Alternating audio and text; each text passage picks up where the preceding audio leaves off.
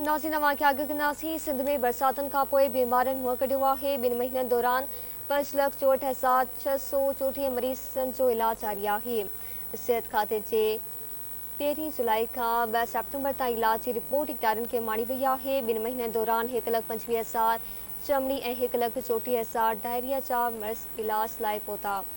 44,832 malaria जा मरीज़ register थिया। बरसातुनि दौरान 101 माण्हुनि खे नाक खियो।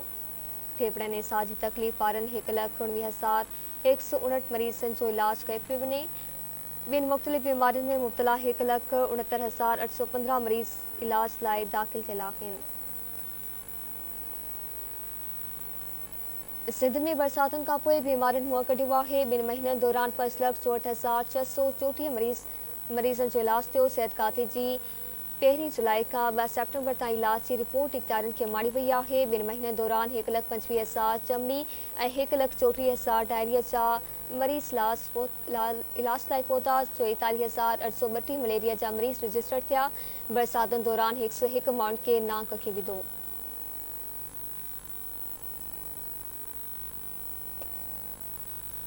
फेफड़नि ऐं साह जी तकलीफ़ वारनि 1,19,159 मरीज़नि जो इलाज कयो पियो। ॿिनि मुख़्तलिफ़ बीमारियुनि में मुब्तला 1,59,815 मरीज़नि जो इलाज लाइ दाख़िल करायो पियो आहे। ब्रेकिंग न्यूज़ अवां सां शेयर कयूं पिया। सिंध में बरसातुनि खां पोइ बीमारियुनि मुंहुं कढियो। 2 महीननि दौरान 5,64,634 मरीज़नि जो इलाज थियो।